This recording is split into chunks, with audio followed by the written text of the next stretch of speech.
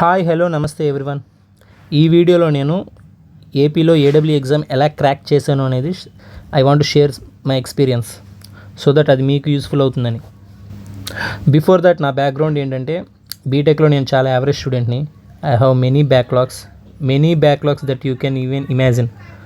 Okay, ఆ backlogs నేను clear చేసుకోవడానికి చాలా కష్టపడేవాడిని. తర్వాత ఆ స్టేజ్ నుంచి తర్వాత చదువుతూ 3-4 ఇయర్స్ నేను ఎఫర్ట్స్ పెట్టిన తర్వాత కానీ నెంబర్ ఆఫ్ ఫెయిల్యూర్స్ చూసిన తర్వాత కానీ నాకు సక్సెస్ రాలేదు.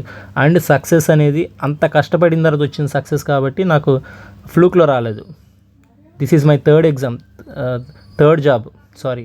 జాబ్. ఈ జాబ్కి ముందు నేను 2 జాబ్స్ చేశాను.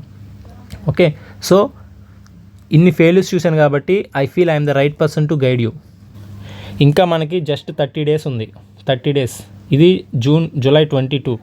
సో నెక్స్ట్ మంత్ 22 అంటే ఎగ్జాక్ట్గా 1 మంత్ 30 డేస్లో అందరి జాతకాలు బయటపడతాయి. ఈ టైం కల్లా ఎగ్జామ్ అయిపోతుంది. సాయంత్రం బాగా రాసిన వాళ్ళు, యావరేజ్గా రాసిన వాళ్ళు కొంచెం యాంగ్జైటీగా ఉంటారు, వస్తుందా రాదా అని. ఫెయిల్ అయిన వాళ్ళు బాధపడుతూ ఉంటారు. సో అన్ని ఎమోషన్స్ ఉంటాయి నెక్స్ట్ మంత్ ఈ టైం కల్లా. సో ఈ 30 డేస్ అనేది మనకి చాలా క్రూషియల్. ఇప్పటిదాకా ప్రిపరేషన్ ఒక ఎత్తు, ఈ 30 డేస్ ఒక ఎత్తు. చాలామంది 6 మంత్స్గా, 1 ఇయర్గా, 2 ఇయర్స్గా చదువుతున్నారు. ఈవెన్ 10-12 ఇయర్స్గా 2010 పాస్ అవుట్ వాళ్ళు కూడా నాకు కాల్ చేస్తున్నారు. నా స్టూడెంట్స్ ఉన్నారు. ఓకే, 2008-10 పాస్ అవుట్ వాళ్ళు కూడా ఉన్నారు. సో ఇన్ని సంవత్సరాలుగా ప్రిపేర్ అవుతున్న వాళ్ళు ఈ 30 డేస్ కనుక మంచి స్ట్రాటజీ లేకపోతే మీరు రేసులో వెనకబడిపోతారు. సో చాలా ఇంపార్టెంట్. మరి ఏం చేయాలి? ఈ 30 డేస్ ఎలా ప్రిపేర్ అవ్వాలి అంటే అందరికీ నేను చెప్పేది ఒకటి, గేట్ బిట్స్ ప్రాక్టీస్ చేయండి. అలాగే ఐఈఎస్, అలాగే ప్రీవియస్ ఇయర్ క్వశ్చన్స్, ఈ 3 కూడా మొత్తం అన్నీ ప్రాక్టీస్ చేయాల్సిందే. ఈ పాటికే మీరు చేసి ఉండాలి. ఇప్పుడు జస్ట్ రివిజన్ చేయాలి. లేదు చేయలేదా, ఓకే ఫైన్. టైం సరిపోవట్లేదా? చాలామంది నాకు కాల్ చేసి అడుగుతున్నారు, అన్న ఇది మేము చేయలేకపోతున్నాము అంటే టైం సరిపోవట్లేదు, బిట్స్ ఏమో చాలా నెంబర్ ఆఫ్ బిట్స్ ఉన్నాయి, ఇప్పుడేమో నాకు టైం సరిపోవట్లేదు అని. ఓకే, 1991 నుంచి నువ్వు చేయలేకపోతే 2000 నుంచి చెయ్యి. అది కుదరకపోతే లాస్ట్ 10 ఇయర్స్ బిట్స్ చెయ్యి. లాస్ట్ 10 ఇయర్స్ అంటే 2015-16 నుంచి, అప్పటి నుంచి ఉన్న గేట్ బిట్స్, అప్పటి నుంచి ఉన్న ఐఎస్ బిట్స్, అప్పటి నుంచి ఉన్న ప్రీవియస్ బిట్స్ చేయండి. అది కూడా కుదరకపోతే వర్స్ట్ కేసులో అట్లీస్ట్ లాస్ట్ 5 ఇయర్స్, 2020 నుంచి లాస్ట్ 5 ఇయర్స్ నుంచి చేయండి. అది కూడా చేయలేకపోతే ఎగ్జామ్ మర్చిపోండి. ఎగ్జామ్ హాల్కి కూడా వెళ్ళొద్దు. చెప్తున్నా, నేను బిట్స్ చేయకపోతే వేస్ట్. నేను చాలా ఎగ్జామ్స్ రాసానని చెప్తున్నా. నేను ఫస్ట్లో నా క్లాస్ రూమ్ నోట్స్ తీసుకొని ఆ థియరీ పట్టుకొని అవి చదువుకొని వచ్చేసి నాకు అర్థమైపోయింది అనుకొని ఎగ్జామ్కి వెళ్తే మార్కులు వచ్చేవి కాదు, చేయలేకపోయేవాడిని. వై? బికాస్ నేను ప్రాక్టీస్ చేసేవాడిని కాదు.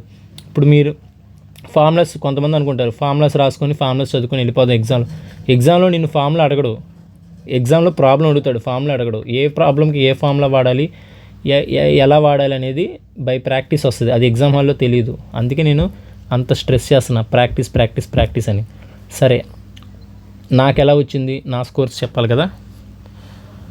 Let tell you. 53 మార్క్స్ కోర్లో నాకు 53 వచ్చినాయి. ఇప్పుడు కట్ ఆఫ్ అనేది మా టైంలో 80. అంటే మా టైం అని కాదు, జనరల్గా 80కి నువ్వు టార్గెట్ పెట్టుకోవాలి. ఎప్పుడైనా జాబ్ ఖచ్చితంగా రావాలంటే 80 అవుట్ ఆఫ్ 100 రావాలి అంటే. సో నేను ఎగ్జామ్కి నేను వేసుకున్న స్ట్రాటజీ చెప్తున్నా. మనం ఎంత కష్టపడినా కోర్లో 70కి 15-20 మార్క్స్ పోతాయి. ఓకే, సో 50 అనుకోండి. సో మనం ఎంత కష్టపడినా కోర్కి 70కి 50 వస్తాయి. నీకేమో 80 రావాలి జాబ్ రావాలంటే. ఇంకా ఎంత ల్యాగింగ్లో ఉన్నావు, 30 రావాలి. 30 మార్కులు ఎక్కడ రావాలి? నాన్ టెక్నికల్లో రావాలి.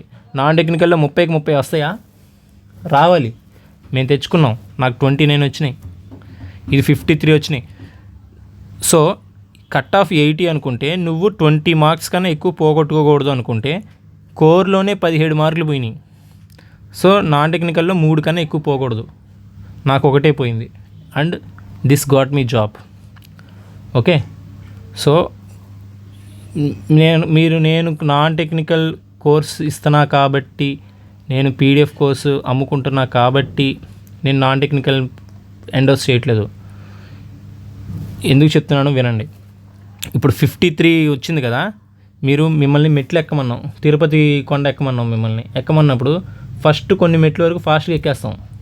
ఏదైనా నీకు 10 అంతస్తులు ఎక్కమన్నాం, ఫస్ట్ 4 అంతస్తులు 5 అంతస్తులు బాగానే ఎక్కుతావు, తర్వాత నుంచి స్లో అయిపోద్ది బండి.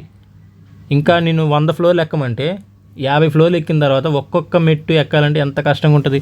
ఇది కూడా అంతే. కోర్లో కూడా ఒక 30 to 40 అనేది ఈజీ క్వశ్చన్స్ ఉంటాయి, ఏ ఎగ్జామ్ అయినా కానీ. ఇది అందరూ తెచ్చేసుకుంటారు. 40 తర్వాత అబోవ్ యావరేజ్ స్టూడెంట్ అనేవాడు 50 దాకా వస్తాడు.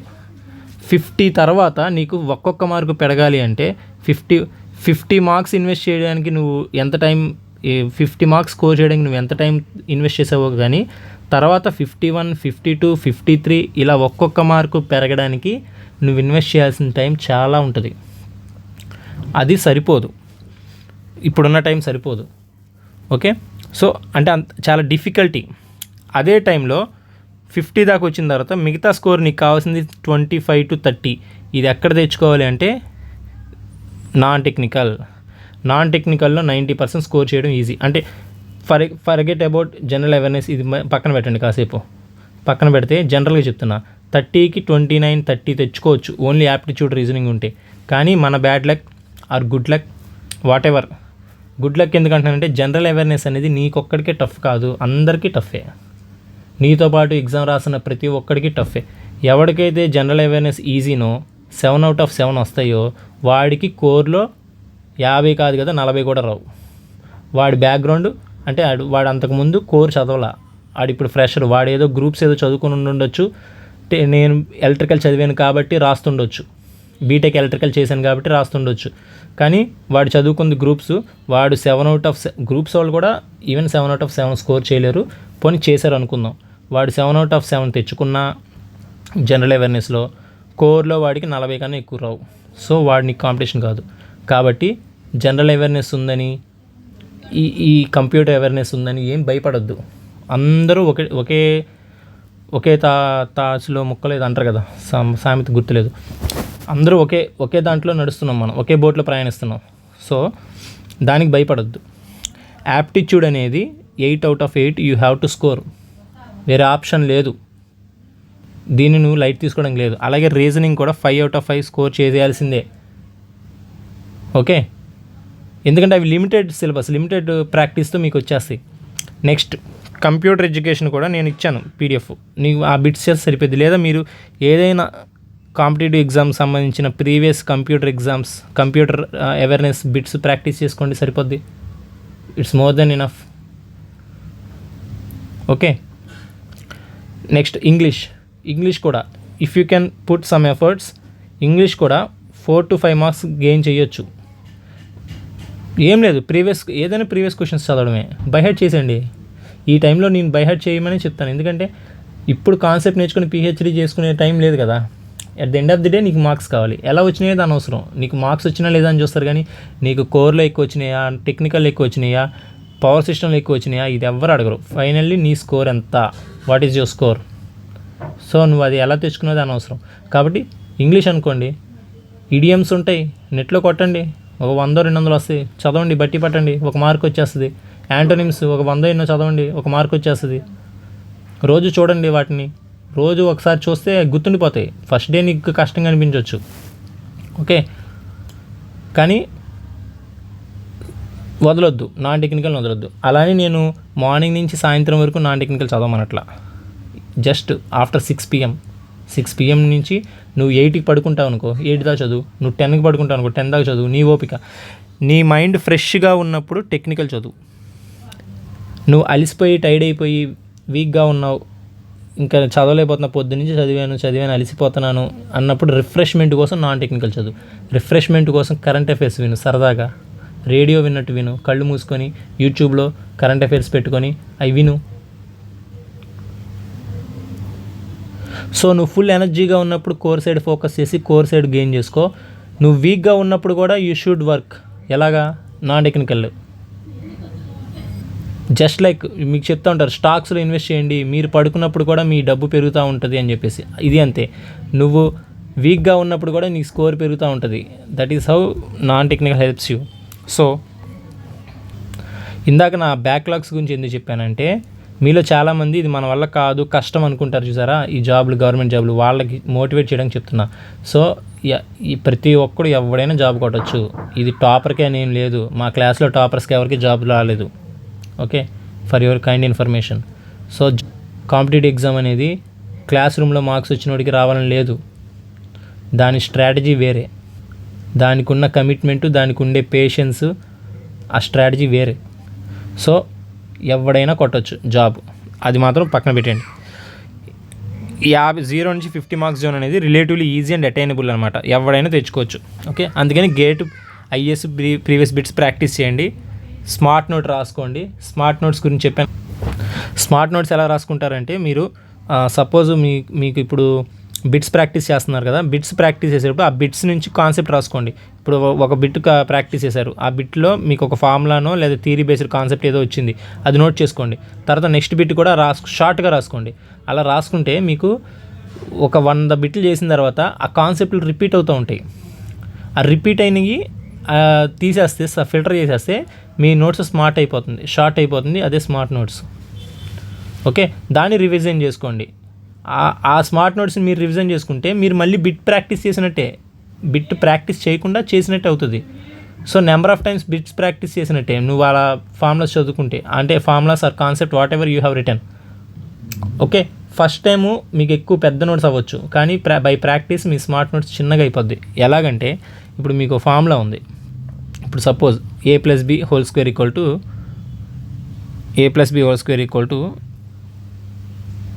a² + b² + 2ab. ఈ ఫార్ములా నీకు తెలియదు అనుకుందాం కాసేపు. ఓకే, సో నువ్వు నెంబర్ ఆఫ్ బిట్స్ ప్రాక్టీస్ చేసినప్పుడు, ఈ a+b² ఫార్ములా మీద బిట్స్ చేసినప్పుడు నువ్వు 10 సార్లు చేసిన తర్వాత ఈ ఫార్ములా నీకు మైండ్లోకి వెళ్ళిపోద్ది. అప్పుడు నువ్వు మళ్ళీ ఇది బుక్లో రాసుకొని చదవాల్సిన అవసరం లేదే.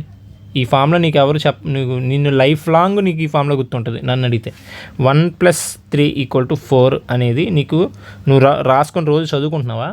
లేదు కదా, నీ మైండ్లో ఉంది. ఎందుకు? నీ జీవితంలో నెంబర్ ఆఫ్ టైమ్స్ ఈ ఎడిషన్స్ అనేది నువ్వు ప్రాక్టికల్ లైఫ్లో చేసావు కాబట్టి నీకు గుర్తుండిపోయినాయి. అలాగా నువ్వు ఎక్కువసార్లు ప్రాక్టీస్ చేసినప్పుడు నీకు ఎంత పెద్ద ప్రాబ్లం అయినా, కాన్సెప్ట్ అయినా గుర్తుండిపోద్ది. అలా ప్రాక్టీస్ చేయగా ఇంకా టఫ్గా ఉన్న కాన్సెప్ట్ ఉంటాయి చూసారా, వాటికి మాత్రమే నీ స్మార్ట్ నోట్స్లో ప్లేస్ దక్కాలి. ఓకే, సో నీ స్మార్ట్ నోట్స్లో చోటు దక్కాలంటే అది ఉండాలి, అదృష్టం ఉండాలి దానికి.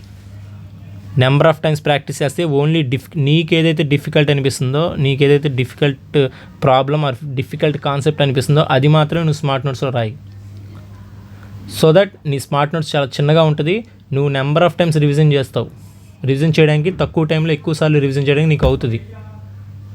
ఎగ్జామ్ దుమ్ము లేపుతావు.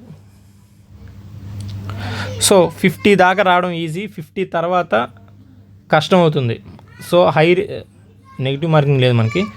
సో హై రిస్క్ ఏంటి? తక్కువ రిస్క్తో స్కోర్ చేసేది ఏంటి? Non technical. అందుకని నాన్ టెక్నికల్ మీద ఫోకస్ చేయండి, వదలొద్దు అంటున్నా. రేపు జాబ్ కొట్టే వాళ్ళందరూ నాన్ టెక్నికల్లో స్కోర్ చేసిన వాళ్ళే. అందరూ అబవ్ యావరేజ్ స్టూడెంట్స్ అందరూ కూడా ఒక 2 మార్కులు అటు ఇటుగా 50-55 మధ్యలోనే ఉంటారు. ఎవడైతే నాన్ టెక్నికల్లో స్కోర్ చేస్తాడో వాడే విన్నర్ అవుతాడు. ఓకేనా? High return on investment, 30 marks carry equal weightage as per మా score. Okay, daily 2 hours practice చేయండి. సరే, ఇప్పుడు కంప్యూటర్ అవేర్నెస్ అనేది ప్రీవియస్ బిట్స్ ప్రాక్టీస్ చేయండి, అయిపోద్ది. ఇంగ్లీష్ ప్రీవియస్ బిట్స్ ప్రాక్టీస్ చేయండి, అయిపోద్ది. ఏదైనా కాంపిటేటివ్ ఎగ్జామ్ తీసుకోండి, ఏ కాంపిటేటివ్ ఎగ్జామ్ అయినా అయ్యే బిట్లు రిపీట్ అవుతాయి.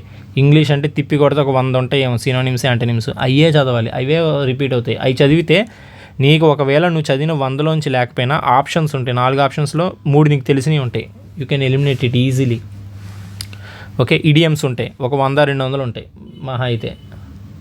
ఓకే, అవి ప్రాక్టీస్ చేయండి.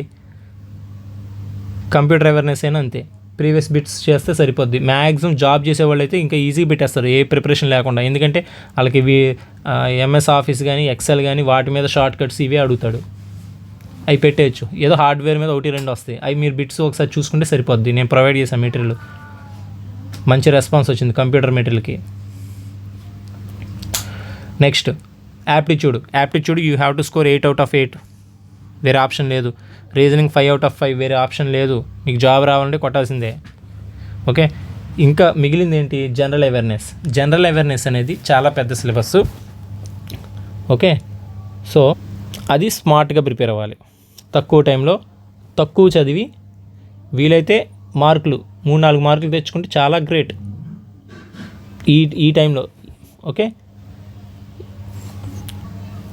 దానికి ఏం చేయాలి? కరెంట్ అఫైర్స్ చదవాలి.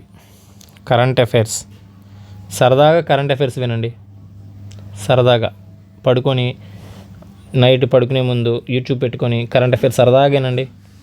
ఓకే, నెక్స్ట్ సిలబస్ ఒకసారి చూస్తే సైన్స్ అండ్ టెక్నాలజీ అన్నాడు. సైన్స్ అండ్ టెక్నాలజీ మీద బిట్స్ వస్తాయి, 1-2 బిట్లు వస్తాయి.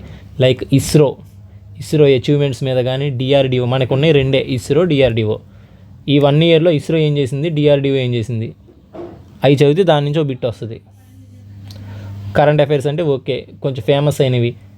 అండ్ దెన్ ఇంకోటి ఏంటి, ఎన్వైర్మెంట్ మీద కూడా సైన్స్ అండ్ టెక్నాలజీ, ఎన్వైర్మెంట్ రెండింటిని కలిపే చదవాలి. ఆ 2 వేరువేరుగా చూడలేము. ఓకే, అండ్ దెన్ ఇంకేం మిగిలింది? India and it's relations with neighbour countries in terms of history, geography, economy, general policy. ఇంకోటి ఏంటి, సైంటిఫిక్ టెంపర్ సంథింగ్ ఏదో ఉంది. సో ఈ టాపిక్స్ ఇవన్నీ. అలాగే ఇండియన్ రిలేషన్స్ అంటే ఏంటి, ఇండియా వేరే కంట్రీస్తో ఎలా బోర్డర్ షేర్ చేసుకుంటుంది, ఎవరితో ఎక్కువ బౌండరీ ఉంది, ఎవరితో తక్కువ బౌండరీ ఉంది, లీస్ట్ బౌండరీ ఉంది, మనం చేసిన యుద్ధాలు ఏంటి, వాళ్ళకి మనకు ఉన్న గొడవలు ఏంటి, వాళ్ళకి ఇండియా నైబర్ కంట్రీస్తో మనకున్న ట్రీటీస్ ఏంటి, హిస్టారికల్ ఆస్పెక్ట్స్ ఏంటి, కల్చరల్ ఆస్పెక్ట్స్ ఏంటి, వాళ్ళకి మనకి మనం ఏమైనా హెల్ప్ చేస్తున్నామా, మనం ఇస్తున్న హ్యుమానిటేరియన్ గ్రౌండ్స్ మీద ఎయిడ్ ఇస్తూ ఉంటాం పక్క దేశాలకు, అదేంటి. ఇప్పుడు ఇండియా పాకిస్తాన్కి గొడవ ఏంటది, ఇండస్ వ్యాలీ ట్రీటీ, దాని మీద క్వశ్చన్ రావచ్చు, అది హాట్ టాపిక్ కాబట్టి. ఓకే, అలాగే బాగ్దాద్ ఇరాన్ దగ్గర ఇది జరుగుతుంది కదా, హార్ముజ్ జలసంధి దగ్గర, దాని మీద క్వశ్చన్ రావచ్చు. ఇరాన్ కరెన్సీ అడగవచ్చు. కరెంట్ అఫైర్స్ అంటే ఏంటి, ఏదైతే హాట్ టాపిక్కో దానికి రిలేటెడ్ క్వశ్చన్ అడుగుతాడు. ఇరాన్ కరెన్సీ అడగవచ్చు, లేదా ఇరాన్ క్యాపిటల్ అడగవచ్చు, లేదా హార్ముజ్ గురించి అడగవచ్చు, అది ఎక్కడ ఉందని చెప్పేసి అడగవచ్చు. ఓకే, ఇప్పటికి కూడా మీరు ఇంకా అది టఫ్గా ఫీల్ అయితే లీవ్ ఇట్. కానీ జనరల్ అవేర్నెస్ పక్కన పెట్టి మిగతాయి మాత్రం మీరు ఏ సబ్జెక్ట్ కూడా లైట్ తీసుకోవడానికి లేదు. కోర్ వచ్చేసరికి యూ కెన్, కొంతమంది ట్రిపుల్ స్టూడెంట్స్ ఎలక్ట్రానిక్ సబ్జెక్ట్స్ కొంచెం కష్టంగా ఫీల్ అవుతారు. కష్టంగా ఫీల్ అయితే కనుక పవర్ ఎలక్ట్రానిక్స్ నన్ను అడిగితే టఫ్గా ఫీల్ అవుతారు. You can afford to leave 1 subject at the maximum. Electronic subjects అని చెప్పేది ఒక్కటి కన్నా ఎక్కువ. ఇప్పుడు మైక్రో ప్రాసెసర్ ఆల్రెడీ వదిలేస్తారు, నాకు తెలిసి చాలామంది వదిలేయమని చెప్తాను నేను కూడా. 1 మార్క్ కోసం దాన్ని పట్టుకోవాల్సిన అవసరం లేదు. అలాగే డిజిటల్ ఎలక్ట్రానిక్స్ కానీ, ఎనలాగ్ ఎలక్ట్రానిక్స్ కానీ, పవర్ ఎలక్ట్రానిక్స్ కానీ టఫ్గా ఉంది, నేను చదవలేకపోతున్నాను అనుకున్నప్పుడు కంప్లీట్గా వదిలేయవద్దు. నేను చెప్పేది ఏంటంటే ప్రీవియస్ బిట్స్ తీసుకో. నువ్వు అసలు థియరీ చదవద్దు. నీకు టఫ్ అయిన సబ్జెక్ట్, ఫర్ ఎగ్జాంపుల్ నీకు పవర్ ఎలక్ట్రానిక్స్ టఫ్. ఓకే, నువ్వేం చేస్తావు, నాకు పవర్ ఎలక్ట్రానిక్స్ టఫ్ కాబట్టి నేను పక్కన పెట్టేస్తాను, మిగతా అన్నీ చదివేస్తాను, జాబ్ కొట్టేస్తాను అంటే కుదరదు, అవ్వదు. ఎందుకు నేను చెప్తా. పవర్ ఎలక్ట్రానిక్స్ నుంచి 5 క్వశ్చన్లు వచ్చాయి అనుకుందాం ఫర్ ఎగ్జాంపుల్. అందులో 2 క్వశ్చన్లు డెడ్ ఈజీ వస్తాయి. ఆ డెడ్ ఈజీవి ఒక బిలో యావరేజ్ స్టూడెంటు ఆడేదో చదువుకున్నాడు, థియరీ చదువుకున్నాడు, ఫార్ములా సబ్స్టిట్యూట్ చేశాడు, ఆడికి ఆన్సర్ వచ్చేసింది, ఆడికి 2 మార్కులు వచ్చేసినాయి. నువ్వు అసలు కంప్లీట్గా వదిలేసావు. అంటే ఏం లేదు, a+b² ఫార్ములా వేసాడు, వాడికి వచ్చేసింది. నీకు a+b² ఫార్ములా నువ్వు చిన్నదే కానీ నువ్వు చదువుకోవాలా, కాబట్టి నీకు a+b² అప్లై చేయాలని నీకు తెలియదు. అక్కడ నువ్వు ల్యాగింగ్లోకి వెళ్ళిపోయావు, నీకు 2 మార్కులు తగ్గిపోయినాయి, ఆడు నీకన్నా 2 మార్కులు లీడింగ్లో ఉన్నాడు. అంటే నేను అనేది ఈజీగా వచ్చిన సబ్జెక్ట్ ఈజీగా వచ్చిన బిట్ నువ్వు ఎందుకు వదలాలి. అందుకని ప్రీవియస్ బిట్స్ చెయ్యి. ప్రీవియస్ బిట్స్ చేస్తే నువ్వు థియరీ చదవద్దు, పవర్ ఎలక్ట్రానిక్స్ థియరీ మొత్తం చదవద్దు, నీకు టైం లేదు, నీకు టఫ్ సబ్జెక్ట్ కదా. ఎనలాగ్ అయినా అంతే, నీకు ఫర్ ఎగ్జాంపుల్ నీకు ఎనలాగ్ టఫ్ సబ్జెక్ట్ అనుకో, నువ్వేం చేస్తావు అంటే ప్రీవియస్ బిట్స్ చేయి. ప్రీవియస్ బిట్స్లో నీకు ఆప్ యాంప్స్ల మీద బిట్స్ ఎక్కువ ఉంటాయి, అవి చేయి, ప్రాక్టీస్ చేయి, ఓన్లీ బిట్స్ ప్రాక్టీస్ చేయి, అందులోంచే వస్తుంది నీకు. ఎనలాగులు నువ్వు పిహెచ్డీ చేయవసరంలా, జస్ట్ ప్రీవియస్ బిట్స్ చేస్తే నువ్వు పెట్టేస్తావు. అబ్బా డిజిటల్ అయినా అంతే, R2R కన్వర్టర్ ఇవి ఉంటాయి, successive approximation, flash type, dual converter, ఇలా కన్వర్టర్స్ ఉంటాయి, ఎనలాగ్ టు డిజిటల్ కన్వర్టర్స్. అవి నీకు సబ్జెక్ట్ అంతా తెలియాల్సిన అవసరం లేదు. ప్రీవియస్ బిట్స్ తిప్పి కొడితే 4 ఉంటాయి, 4కి 4 ఫార్ములాలు ఉంటాయి, అవి ప్రాక్టీస్ చేసుకుని వెళ్ళిపో. ఎగ్జామ్లో డైరెక్ట్గా బిట్ వస్తుంది, ఆన్సర్ పెట్టేస్తావు. ఇంకోటి ఉంటాడు నెల రోజులు చదువుకుంటాడు ఎనలాగ్ ఎలక్ట్రానిక్స్, డిజిటల్ ఎలక్ట్రానిక్స్ ఇవన్నీ. ఆడేదో ఫామ్లో మర్చిపోతాడు, తప్పు పెట్టేస్తాడు. వాడికి నీకు తేడా ఏంటి? వాడు నెల రోజులు ఇన్వెస్ట్ చేసి టైము పిహెచ్డీ చేశాడు, వాడికి ఫుల్ సబ్జెక్ట్ ఉంది, ఏదో చిన్న పొరపాటు వల్ల వాడికి ఆన్సర్ రాలేదు, నువ్వు జస్ట్ 4 బిట్లు ప్రాక్టీస్ చేసుకుని వెళ్ళి నీకు మార్క్ వచ్చినా నీకు జాబ్ వచ్చేస్తుంది. ఇదే strategy. Exam at the end of the day నీకు మార్క్స్ ఎలా రావాలి, ఎలా వచ్చినాయి అనేది ఇంపార్టెంట్ కాదు, ఎంత వచ్చినాయి అనేది ఇంపార్టెంట్. సో ఇది నా స్ట్రాటజీ. ఇది మీకు వర్కౌట్ అవుద్దని నేను భావిస్తున్నాను. Forgive me if I have wasted your 20 minutes of time. And don't worry, cut off will not be 80 this time. Number of పోస్టులు ఎక్కువ. లాస్ట్ టైం 170 పోస్టులు ఉన్నప్పుడే 80 కట్ ఆఫ్ అయితే 650 పోస్టులు ఉన్నప్పుడు కట్ ఆఫ్ ఎంత ఉంటుంది? 70 ఉంటుంది. అండ్ దట్టు ఈసారి 3 గంటలు అని చెప్పేసి నీకు గనక పేపర్ టఫ్గా ఇస్తే 60 ఉంటుంది. సో నీకు ఎన్ని మార్కులు వస్తున్నాయి? ఇప్పుడు మాక్ టెస్టులు రాసి నాకు ఏదో 50 వస్తున్నాయి, 60 వస్తున్నాయి, ఏం డిసప్పాయింట్ అవ్వద్దు, ఏం పర్లేదు. అందరి జాతకాలు అలాగే ఉంటాయి. నువ్వేం కంగారు పడాల్సిన అవసరం లేదు. కట్ ఆఫ్కి నువ్వు 80, 90 అవసరం లేదు. నీకు 70 వచ్చినా జాబ్ వచ్చేస్తుంది. సో ఏం కంగారు పడద్దు, ప్రిపేర్ అవ్వండి. పేపర్ డిస్గా ఇస్తే తప్ప కట్ ఆఫ్ ఎక్కువ ఉండదు. ఓకేనా? నెంబర్ ఆఫ్ పోస్టులు ఎక్కువ ఉన్నాయి కాబట్టి మామూలుగానే కట్ ఆఫ్ తక్కువ ఉంటుంది. మీరు కట్ ఆఫ్ గురించి వర్రీ అవ్వద్దు. మీరు వర్రీ అవ్వాల్సింది ఏంటంటే నేను ఎంత టైం వేస్ట్ చేస్తున్నాను పర్ డే అనే దాంట్లో మీరు వర్రీ అవ్వండి. టైం వేస్ట్ చేయకుండా నీకున్న ప్రతి మినిట్, ఎవ్రీ మినిట్ నువ్వు ప్రాక్టీస్ చెయ్యి. నీకు జాబ్ ఎందుకు రాదు నన్ను అడుగు. రాకపోతే మార్నింగ్ 6కి లేగు, 6 బిఫోర్ 4కి లేగు, 5కి లేగు, లేదా 6కి లేగు. ఓకే, అంతకన్నా లేట్ చేయొద్దు. లేచిందిగానే చదవడం ప్రాక్టీస్ చేయి. నువ్వు చదువుకి బ్రేక్ ఇచ్చేది అంటే తినడానికి, తాగడానికి, వాష్రూమ్కి, ఫ్రెష్ అవ్వడానికి, దీనికి తప్ప ఇంకా దేనికి నువ్వు లెగొద్దు కూర్చున్న కాడి నుంచి. ఈ 4 రోజులు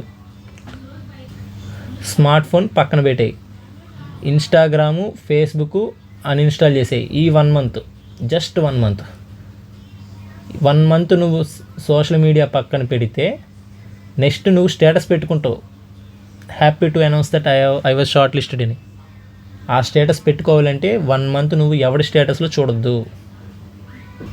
మనకు తెలియకుండానే చాలా టైం అయిపోద్ది. చదువుతూ 1 hourలో మధ్యలో ఒక 2 minutes ఫోన్ చూద్దామని చెప్పి ఫోన్ చూసుకుంటావు.